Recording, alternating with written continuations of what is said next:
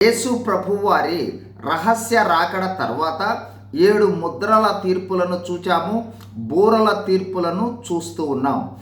6వ 7వ బూరల తీర్పు మధ్య విరామము ఉంటుంది. ప్రకటన గ్రంథము 10వ అధ్యాయం నుండి 11వ అధ్యాయము 14వ వచనం వరకు ఈ విరామమును చూస్తాం. ఆ విరామములో బలిష్ఠుడైన దూత విప్పబడి ఉన్న చిన్న పుస్తకమును పట్టుకొనగా దానిని అడిగి తీసుకుని యోహాను తినివేస్తాడు. దేవాలయము కొలత వేయమని కొలకర్ర యోహానుకు ఇచ్చుట జరుగుతుంది. మరియు 2 సాక్షుల ప్రవచించుట ఈ విరామములో ఉంటాయి. 2 సాక్షుల కార్యాలను ప్రకటన గ్రంథము 11వ అధ్యాయము 3 నుండి 14 వచనాల్లో చూడవచ్చు. వీరు దేవుని శక్తి కలిగి ప్రవచిస్తారు. 2 ఆశ్చర్య అద్భుత కార్యాలు చేస్తారు.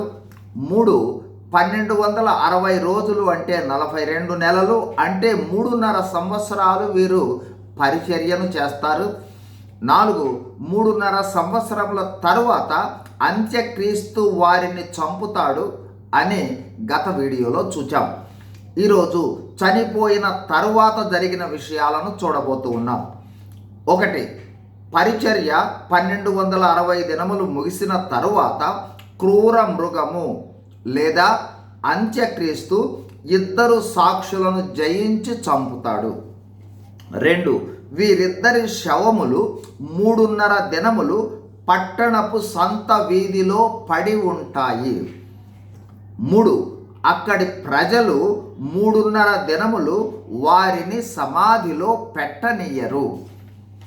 4 ఈ 2 సాక్షులు తమ పరిచర్య నిమిత్తము భూనివాసులను ఆశ్చర్య కార్యాలతో బాధపెట్టి ఉన్నందున వారి మరణమును బట్టి ప్రజలు సంతోషిస్తారు. 5 ఉత్సవాలు జరుపుకుంటారు. సంతోషముతో కట్నములు ఒకరికొకరు పంపుకొని ఆనందిస్తారు. 6 3.5 దినముల తరువాత దేవుని వద్ద నుండి జీవాత్మ దిగి వస్తుంది. 7 ఆ జీవాత్మ వారిలో ప్రవేశిస్తుంది. 8 అప్పుడు 2 సాక్షులు పాదములు ఊని లేచి నిలబడతారు. తరువాత జరిగిన విషయాలను తరువాత వీడియోలో చూద్దాం. God bless you. Thank you.